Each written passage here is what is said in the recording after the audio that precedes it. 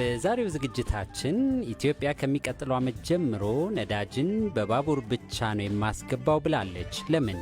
አንድ ታንከር ለአጓጉዞ ለመመለስ 6 ቀን እስከ 8 ቀን ነበር የሚወስደው ከዚህ በፊት ማለት ነው። ግን አሁን ኢትዮ ጅቡቲ ባቡር ትራንስፖርት አክሲዮን ማህበር ከ18 ሰዓት ባነሰ ነው የሚመለሰው ማለት ነው። የዶናልድ ትራምፕና የሺ ጂንፒንግ የንግድ ጦርነት ብሶበታል። በእርግጥ የሚያጣላቸው ምንድን ነው? እግር ኳስ የተጫወትክ እያለ ጥቃት ሲበዛብህ በቃ ይህንን ህግ እቀይራለሁ ማለት አይቻልም። ዶናልድ ትራምፕ ምንድን ነው በጣም ጎል ሲበዛበት በቃ ይህን ጨዋታ እናቆምና ህጉን እንቀይር፣ ጎሉንም ወደዛ እናዙር የማለት አይነት የህፃን ጨዋታ ነው። ሌሎች መረጃዎችንም ይዘናል። አብረን እንድንቆይ ጋብዘናል። ኢትዮጵያ ከሚቀጥለው ዓመት ጀምሮ ነዳጅን ሙሉ በሙሉ በባቡር አማካይነት ለማስገባት ማቀዷ ተገለጸ። ይህን እቅድ በተመለከተ ባልደረባችን ማቴዎ ላና ከኢትዮ ጅቡቲ ምድር ባቡር የህዝብ ግንኙነት ስራ አስፈጻሚ ሙና አህመድ ጋር ቆይታ አድርጓል። ስራ ለመግባት ሙሉ ለሙሉ እቅድ ጨርሰናል። አክቹዋሊ ከጅቡቲ በኩል ብቻ የቀረው የሊንክ ሬል የምንለው ብቻና አፍሪካ ተርሚናል ሎጂስቲክ ኦይልን ጋር ተነጋግረን ኦልሬዲ ሂደት ላይ ያለ ነገር ነው። ኦልሞስት ሙሉ ለሙሉ ኢንፍራስትራክቸሩም ሁሉም ነገር አልቆልናል። የሚመጣው አመት የምንጀምር ይሆናል ማለት ነው። በአመት ምን ያህል ነዳጅ ለማጓጓዝ ነው ኢትዮ ጅቡቲ ሬልዌይ ያቀደው? በአመት ያው እስከ 4.2 ሚሊዮን ቶን ለማጓጓዝ ነው ያቀደው። እሱንም የኢትዮ ጅቡቲ ባቡር የነዳጅ ታንከሮችን አሁን ኦልሞስት ያለን 106 የነዳጅ ጫኞች አሉን፣ 106 ታንከሮች አሉን። አሁን ደግሞ ገዢ ላይ ያሉት 276 የነዳጅ መጫኛዎች ገዢ ላይ ይገኛሉ። አጠቃላይ 382 የነዳጅ መጫኛዎች ሬዲ እያደረግን እንገኛለን። በሚቀጥለው አመት ሙሉ ለሙሉ የነዳጅ የፔትሮሉ በኢዲአር ወይንም በኢትዮ ጅቡቲ ባቡር ማጓጓዝ እቅድ ላይ እንገኛለን ማለት ነው። የሚጓጓዘው ምናልባት ከጅቡቲ ወደብ እስከ የት ድረስ ነው? ከጅቡቲ ወደ አዋሽ አሁን ኦልሬዲ አዋሽ ዲፖ ኦልሞስት ሙሉ በሙሉ ስራ ተጠናቋል። ስለዚህ እቅዱ ከጅቡቲ 18 ሰዓት ያነሰ ከጅቡቲ አንስቶ ወደ አዋሽ ዲፖት እንዳራገፈ የተለያዩ እንግዲህ ወደ ክልሎት ደግሞ የሚያጓጉዙ የታንከሮች የምንላቸው አሁን የሀገር ታንከሮቹ ወደ ዲስትሪቢዩት የሚያደርጉ ስራ የሚኖራቸው ማለት ነው። ከዚህ በፊት የነበረው የአንድ ቦቴ ከኢትዮጵያ ተነስቶ ጅቡቲ ሄዶ አንድ ታንከር ለአጓጉዞ ለመመለስ 6 ቀን እስከ 8 ቀን ነበር የሚወስደው ከዚህ በፊት ማለት ነው። ግን አሁን ኢትዮ ጅቡቲ ባቡር ትራንስፖርት አክሲዮን ማህበር ከኮስተም አንጻር ከታይም ደግሞ ከኤፌክቲቭነቱ አንጻር ከዚህ ተነስቶ ጅቡቲ ሄዶ ሎዲንግ ወይም ኦይሉን ሞልቶ ያንን ታንከር ወደ አዋሽ የሚመለስበት ከ18 ሰዓት ባነሰ ነው የሚመለሰው ማለት ነው። እቅዳችን ደግሞ ምልልስ ሂደታችን የፈጠነ እንዲሆን ከ30 ኪሎ ሜትር ፐር ሀወር የነበረው ስፒዳቸው ወደ 60 ኪሎ ሜትር ጨምረናል በአሁን ላይ። ከትንሽ ጊዜ በኋላ ደግሞ ወደ 80 ኪሎ ሜትር ፐር ሀወር እንዲጓዝ እያደረገን እንገኛለን። ይሄ ማለት ምልልሳችን በቀን 10 ባቡሮች ለነዳጁ ብቻ እንዲጓጓዝ የምናደርግ መሆኑን ነው ማሳወቅ እንፈልገው። 5 ወደ ላይ 5 ወደ ታች ባቡሮች በነዳጁ ምክንያት ይጓጓዙ ማለት ነው። እሱንም ፍጥነቱን ለማፋጠን ኦልሞስት ከክልሎች እና ከማህበረሰቦች ጋር ተነጋግረን ኦልሬዲ ጨርሰናል። ፍጥነቱን ስፒዱን ለመጨመር ኢኮኖሚው ላይ የሚያመጣው ለውጥ ምንድን ነው? ለምሳሌ ከነዳጅ አቅርቦት ችግር ከዋጋ አንጻር የሚያመጣው ለውጥ ይኖር ይሆን? ኦፍኮርስ ያመጣል። ምክንያቱም ከታይም አንጻር ካየን የነዳጅ እጥረት ይታያል አካባቢያችን ወይንም አሁን ያለው ማለት ነው። ምክንያቱም 6 ቀን ጅቡቲ ያሳልፎ የሚመለሰው ነዳጅ እዚህ አካባቢ ኢምፓክቱ የኢኮኖሚ ኢምፓክቱም የህዝብ እየስተኳኮለ የሚመጣው ከብር አንጻርም ከፕራይስም አንጻር የምናያቸው ነገሮች አሉ። ግን ከአሁን በኋላ ኢትዮ ጅቡቲ ባቡር ሄዶ ባቡሩን አንስቶ የሚመለስበት በ18 ሰዓት ሲሆን ምንም አይነት የታይም ኤፌክቲቭነሱ በደንብ ይቀንሳል። ሲቀጥል ደግሞ ኢኮኖሚ አንጻር ላይ ደግሞ የነዳጅ ብር ቁጠባ ወይንም የሚቀንስበት አንጻር ይመጣል ማለት ነው። ከመንግስት ማቅጣጫ አሁን ከጅቡቲ ወደ ኢትዮጵያ በማጓጓዝ ብቻ የሚሰሩ ብዙ ቦቴዎች ይኖራሉ። እነሱ ምንድን ነው ስራቸው የሚሆነው? ከዛ በኋላ ገና የተነጋገረው ነገር የለም። ግን የመንግስት አቅጣጫው ባቡርን ሙሉ በሙሉ ባቡር እንደሚያመጣ ነው የተሰጠው አቅጣጫ ማለት ነው። ፕሬዚደንት ዶናልድ ትራምፕ ከፍተኛ ታሪፍ በተጣለባቸው ሀገራት ላይ የጣሉት ቀረጥ ተፈጻሚነት ለ90 ቀናት እንዲዘገይ ቢያደርጉም የዓለም ምጣኔ ሀብት ዛሬም እያቃሰተ ነው፣ አልዳነም። ለመሆኑ ዶናልድ ትራምፕ አገሬ አሜሪካ በየዋህነቷ የተነሳ በንግድ ጉድለት ተበዘበዘች እያሉ የሚያለቃቅሱት ነገር ውሃ ያነሳል? አሜሪካና ቻይናን እንዲህ ዓይንና ናጫ ያደረጋቸውስ ምን ይሆን? ነገሩን ቀለል ባለ ቋንቋ እንዲያስረዱን የምጣኔ ሀብት ባለሙያ የሆኑትን ዶክተር አየለ ገላንን አነጋግረናል። አንድ ሀገር ከሌላ ሀገር ጋር የሚኖረው የኢኮኖሚ ትስስር ጨርቃጨርቅ በመሸጥ ኤሌክትሮኒክስ እቃ በመሸጥ ብቻ የተወሰነ አይደለም። ፋይናንስ አለ። የገቨርንመንት በጀት ድጎማ የሚሸጡ ቦንዶች አሉ፣ ትሬጀሪ ቢልስ የሚባሉ። የዶናልድ ትራምፕ እይታ በጣም ተራና ቀጥታ ይደረግልኝና ትንሽ የመሀይምነት አይነት እንትን አለው። ከፋብሪካ የሚወጡትን ብልጭ ልጭ እቃዎች ብቻ ነው የሚያየው፣ ማኒፋክቸርድ ጉድስ፣ ኤሌክትሮኒክስ ምናምን። ይሄም ራሱ የሆነው ደግሞ ቻይና ችሎታ ኖሯት ዳብራ የላቀ የማኒፋክቸሪንግ ቴክኖሎጂ ኢኖቬሽን ነው እነዛን እንትኖች አምርታ ወደ አሜሪካ መላክ የቻለችው። አሜሪካኖች በጀመሩት ጨዋታ ባወጡት የዓለም ንግድ ሕግ ተጠቅመው በጨዋታው አሸነፏቸው ማለት ነው። እግር ኳስ እየተጫወትክ እያለ ጥቃት ሲበዛብህ በቃ ይህንን ሕግ እቀይራለሁ ማለት አይቻልም። ዶናልድ ትራምፕ ምንድን ነው በጣም ጎል ሲበዛበት በቃ ይህን ጨዋታ እናቁምና ሕጉን እንቀይር፣ ጎሉንም ወደዛ እናዙር የማለት አይነት የህፃን ጨዋታ ነው። ለምሳሌ ቻይናዎች በብዛት ኤሌክትሮኒክስ እና የማኒፋክቸር የሆኑ ፕሮዳክቶች ወደ አሜሪካ ልከው በዛ መስክ ቻይና ወደ አሜሪካ ልካ የምታገኘው ገንዘብ በጣም ብዙ ነው። ትሬድ ሰርፕለስ የበለጠ ትልካለች ወደ አሜሪካ፣ አሜሪካ ወደ ቻይና ከምትልከው። በሌላ መልክ ደግሞ አሜሪካ ትረምፕ የማይገባው ለምሳሌ ዶላር የዓለም መገበያያ ዋጋ ነው። አሜሪካኖቹ ራሳቸው ይመቸናል ያሉትን የዶላር ፓወር በ1971 ነው የቀየሩት። ገንዘብ ከወርቅ ጋር ይፋታ ብለው አሜሪካ ከሀገሮች ጋር የምትገበያየው ወረቀት ቆራርጣ አሳምራ ካርቶን ውስጥ ልካ በመላክ ነው። ዶላር ወረቀት ነው። ዓለም በዛ ስትገበያይ ቻይናን ጨምሮ ማለት ነው። አሜሪካ በጣም ትልቅ አድቫንቴጅ ነው ያገኘችው። ለዘመናትም አሜሪካ አሁን የደረሰችበት ቦታ የደረሰችው እና ዶላር ብቻ ለሌሎች በማበደር የምታበድረው ደግሞ ተሰርቶ በተገኘ ትርፍ ሳይሆን ሲምፕሊ ወረቀቱን በመቆራረጥ እና ለሌሎች በማደል እቃ በነጻ ታስገባለች ማለት ነው። ለዚህ ነው ትሬድ ሰርፕለሱ ያየለው። ሌሎቹ ብልጣብልጥ ሆኖ አሜሪካን ለመጉዳት ያወጡት ሸር አይደለም። በፊት እንደገለጹት በሰባዎቹ ባክ ይደረግ ነበረ በወርቅ። ከዛ በኋላ ግን እንደው በዘፈቀደ ይታተማል ማለት እንችላለን። በዘፈቀደማ ታትሞ ነው እንግዲህ አሁን እየሆነ ያለ። ሉክ ይሄ ዋጋ ይኖረዋል ወይ የምለው በሀገር ውስጥ የሆነው ነገርና በዓለም አቀፍ ደረጃ በሀገሮች መካከል ያለው እንትን ልዩነት አለው። ለምሳሌ ኢትዮጵያ ብር በብዛት አምርታ የኢትዮጵያ ገበያ ላይ መልቀቅ ፋይዳ ቢስ ነው። ምክንያቱም ኢንፍሌሽን ብቻ ነው። ያ ብር ኢትዮጵያ ውስጥ ነው ብቻ ነው የሚያገለግለው። ግን ኢትዮጵያ ብር በማተም በብዛት ብሮችን በመጠቀም የኬንያዎችንና የኢስት አፍሪካ ሀገሮችን እቃ በሙሉ እነሱ ብስማሙና አይስማሙም እንጂ መግዛት የምትችል ቢሆን ኖሮ ትልቅ አድቫንቴጅ ነበር የሚሆነው ለኢትዮጵያ። እና የሀገር ውስጥና የውጭ እንትን ሎጂኩ የተለያየ ነው። እኔኒ ኬዝ አሜሪካ እስካሁን ድረስ ዶላራይዝድ የሆነ ዶላር የዓለም የመገበያያ ገንዘብ በመሆኑ ከምንም ሀገር በላይ የተጠቀመው አሜሪካ ነው። ወደ ጥያቄ ልመለስና ዶናልድ ትራምፕ ይሄንን የአሜሪካን ዶላር ለአሜሪካ ያመጣውን ፋይዳና የትሬድ ሰርፕለሱ ራሱ ከዛ የመነጨ መሆኑን አይገነዘብም። እሱ የሚያየው የቻይና እቃዎች መጡ በብዛት ሱፐርማርኬት ሼልፍ ላይ መታየታቸውን ነው እንጂ የአሜሪካ ዶላር ወደ ሌሎች ሀገሮች ሄዶ እቃዎችን በገፍ ለመግዛት አስችሏቸው ከዛ የመነጨ ሰርፕለስ መሆኑን በቅጡ የተገነዘበ አይመስለኝም። ዶክተር አየለ አንድ ነገር ላንሳ። አሜሪካ ሌላ ክስ የምታቀርበው ቻይና ገንዘቧን ሆን ብላ ዋጋውን በየጊዜው ታዳክማለች፣ ይሄ ደግሞ የተለየ አድቫንቴጅ በንግዱ እንድታገኝ አድርጓታል ብለው ይከሳሉ። እሱ ትክክል ነው።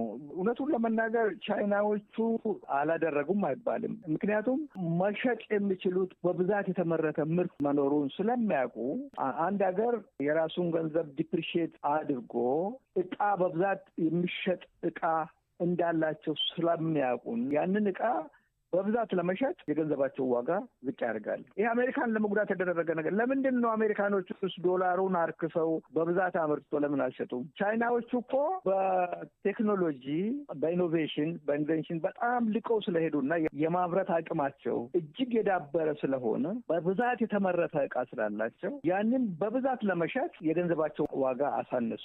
በርከት ያለ እቃ በእጅ ላይ ካለ ባለሱቅ ከሆንክና ብዙ ዋጋውን ትቀንሳለህ በብዛት ለመሸጥ። ስለዚህ ያንን ነው ያደረጉት እና አሜሪካ በዚህ ጉዳይ ቻይናን መውቀሷ አስቂ ነው። በመንግስታት ደረጃ የንግድ ጦርነት ላይ ናቸው። በዜጎች ላይ የሚፈጠረው ነገር ምንድን ነው? የዋጋ መናር ይከሰታል።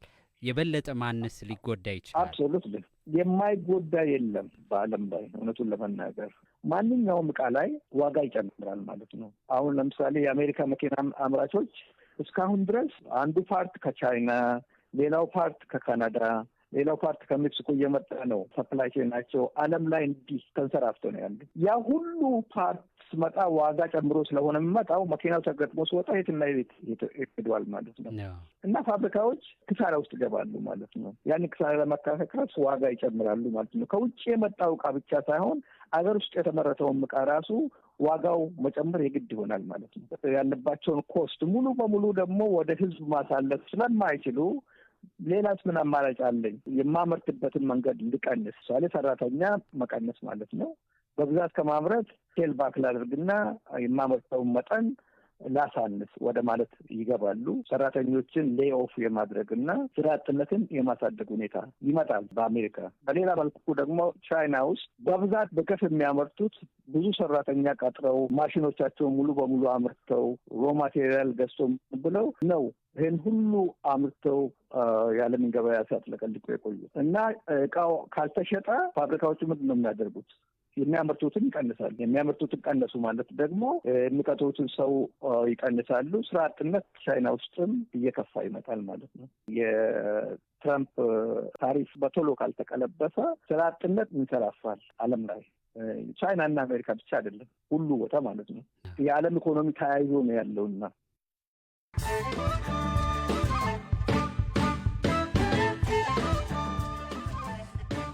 ከቢቢሲ ጋር ናችሁ። ዜና ላሰማችሁ። የፌስቡክ እና ኢንስታግራም ባለቤት የሆነው ሜታ ከቻይና ጋር የ18 ቢሊዮን ዶላር የንግድ ስምምነት ለማድረግ ሲል የብሔራዊ ደህንነቱን ችላ ብሏል ስትል የድርጅቱ የቀድሞ ሰራተኛ ለአሜሪካ ምክር ቤት አጋለጠች። የዩክሬኑ ፕሬዝደንት ቮሎዲሚር ዜሌንስኪ በዩክሬን ቢያንስ 155 የቻይና ዜጎች ከሩሲያ ጦር ጎን ተሰልፈው እየወጉኝ ነበር ብላለች። እስራኤል በምስራቅ ጋዛ በመኖሪያ ሕንፃ ላይ በፈጸመችው ጥቃት ሕፃናትን ጨምሮ 29 ፍልስጤማውያንን ገደለች። ዜናዎቹ እነዚህ ናቸው።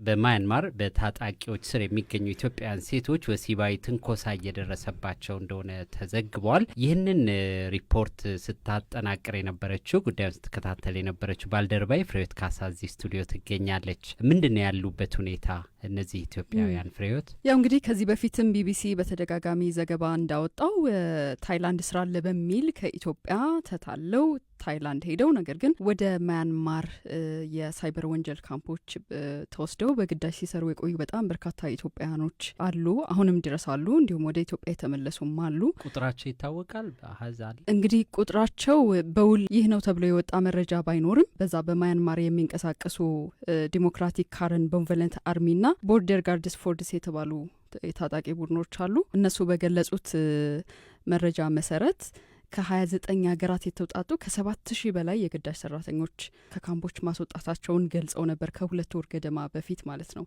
እንግዲህ ዘገባዎችም የተለያዩ ሀገራት ዜጎችም እንደሚገኙበት ነው የሚያሳዩት። ተታለው በዚህ የሳይበር ወንጀል ስራ ውስጥ ተሰማርተው የሚገኙ እንደሆኑ ነው የተገለጸው። ከነዚህ መካከል እንግዲህ በቁጥር ከ29 ሀገራት 7,000 የሚሆኑ ናቸው አጠቃላይ ከተለያዩ የዓለም ሀገራት የተውጣጡት ከነዚህ መካከል 800 የሚሆኑ ኢትዮጵያኖች አሁንም በታጣቂዎች እጅ ስር እንደሚገኙ ነው የተገለጸው። ግን በአጠቃላይ ምን ያህል ኢትዮጵያን እንዳሉ የተደራጀ መረጃ እንደሌለ ነው ታይላንድ የሚገኙ የግብረሰናይ ድርጅቶች ምንጮች ለቢቢሲ የገለጹት። ከፍተኛ ቁጥር ነው በጣም 800 ኢትዮጵያውያን። አሁን ሴቶች ላይ ጥቃት እየደረሰ ነው የሚል ዘገባ ነው የወጣውና ያሉበት ሁኔታ ምንድን ነው የሚመስለው? እንግዲህ ሁሉንም መድረስ ባይቻል ከነዚህ ከጠቀስኩልህ ኢትዮጵያን መካከል ምን ያህሎቹ ሴቶች እንደሆኑም አይታወቅም። ነገር ግን ያነጋገርኳቸው 2 ሴቶች በአንድ ህንጻ ውስጥ በታጣቂዎች እጅ ስር እንደሚገኙ ነው የገለጹት። እነዚህ ሴቶች ያሉበት ሁኔታ በጣም አስቸጋሪ እንደሆነ፣ የሚተኙበት የሚመገቡት ምግብ ምቹ እንዳልሆነ ገልጸዋል። ከዚህም ባሻገር ታጣቂዎቹ ሰክረው እየመጡ ማታ ላይ በራቸውን እያንኳኩ እያስከፈቱ ከዶርማቸው ሁሉ ከክፍላቸው መውጣት እንደማይችሉ ጥበቃ እንደሚደረግ እና ስጋታቸውን ነው ሲገልጹ የነበረው። አስጨናቂ ሁኔታ ላይ እንዳሉ መገመት ይቻላል። እንደውም አንዷ ያነጋገርኳት ሴት ምንድነው ያለችኝ፣ ማታ ማታ ላይ አንተኛም፣ ቀን ቀን ነው ምንተኛው አለችኝ። እና ለምን ብዬ ጠይቂያት ነበረ። ቀን ላይ ኢትዮጵያን ወንዶችም አሉ እንደዚሁ በታጣቂዎች እጅ ስር ያሉና እነሱ ስለማይተኙ እነሱ ይጠብቁናል፣ ሌሊት ደግሞ ራሳቸውን እየጠበቁ እንደሚያድሩ፣ ለየብቻ ያድሩ የነበሩትም እንዲሁ 7 ሴቶች ናቸው በቁጥር አንድ ላይ ተሰባስበው ማደር መጀመራቸውን እና አፋጣኝ ምላሽ ተሰጥቷቸው ወደ ሀገራቸው ካልገቡ አስጊ ሁኔታ ውስጥ እንደሚገኙ ነው የገለጹልኝ። የኢትዮጵያ መንግስት በአጠቃላይ በዚህ እገታ ስር ያሉ ኢትዮጵያውያንን ለመመለስ ጥረት እያደረገ እንደነበረ እኛም ዘግበናል። አሁን እነሱን ለመመለስ የሚደረገውን ጥረት፣ የተቀሩትን ኢትዮጵያውያንን ለመመለስ የሚደረገው ጥረት ምን ይመስላል? እንግዲህ ወደ ሀገራቸው ለመመለስ እነዚህን ዜጎችን የኢትዮጵያ መንግስትም የተለያዩ ስራዎችን እያከናወነ እንደሆነ ሲገልጽ ቆይቷል። ከወራት በፊትም በእነዚህ በግዳጅ ካምፖች ውስጥ ሲሰሩ የነበሩ 138 ኢትዮጵያውያን ተለቀው ወደ ታይላንድ ተሻግረው አብዛኞቹ ወደ ኢትዮጵያ ተመልሰዋል፣ መመለስ ችለዋል። 130ዎቹ ትክክለኛ ሰነድ ያሟሉና ተጣርተው የተባሉ በ2 ዙር ማለት ነው። ሆኖም አሁንም ግን በታጣቂዎች እጅ እዛው ማያንማር ውስጥ በታይላንድና በማያንማር ድንበር ላይ ሆነው የሚመለሱበትን ጊዜ እየተጠባበቁ የሚገኙ አሉ። ኬንያና ህንድን ጨምሮ የተለያዩ ሀገራት ዜጎችም እንዳስወጡ ነው እዛ የሚገኙ ኢትዮጵያውያን ተጎጂዎች የገለጹልን። ቢቢሲ በጉዳዩ ላይ በቅርበት የሚከታተሉትን በጃፓን እንዲሁም በህንድ የሚገኙ ኤምባሲዎችን ለማነጋገር ሞክሮ ነበረ። ስልካቸውን ባለማንሳታቸው ተጨማሪ መረጃ በዚህ ላይ ማግኘት አልቻልንም። እሺ፣ ጥረታችን ይቀጥላል። ፍሬሕይወት ካሳ ስለሰጠሽን ማብራሪያ እጅግ አድርገን እናመሰግናለን። በመጨረሻም በአውስትራሊያ አንድ ክሊኒክ ውስጥ ባጋጠመ የሽል መደበላለቅ አንዲት ሴት የሌላ ሰው ልጅ ወለደች። ዝርዝር አለ። አውስትራሊያ ውስጥ አንዲት ሴት በስነ ተዋልዶ ክሊኒክ ውስጥ በተፈጠረ የሽል መደባለቅ ምክንያት የሌላ ሰው ልጅ መውለዷ ተሰምቷል። ሽል አዳብሮ በእናት ማህፀን ውስጥ የሚያስቀምጠው ክሊኒክ በፈጸመው ስህተት ምክንያት ነው እናት የሌላ ሰው ልጅ ለወራት አርግዛ የወለደችው። በብሪዝቤን ከተማ የሚገኘው ሞናሽ IVF የተባለው የዘር እንቁላል በማዳበር በብልቃጥ ውስጥ የሚያዳብረው ክሊኒክ ስህተቱ ስራውን በሚያከናውኑ ሰዎች ምክንያት ነው ማለቱን የአውስትራሊያ መገናኛ ብዙሃን ዘግበዋል። በሞናሽ IVF ስም ለተፈጠረው ነገር እጅግ ከባድ ይቅርታ ጠይቃለሁ ሲሉ ዋና ስራ አስኪያጁ ማይክል ናፕ ተናግረዋል። አክለውም በክሊኒኩ የሚሰሩ ሁሉ ባጋጠመው ስህተት በእጅጉ ማዘናቸውን ገልጸዋል።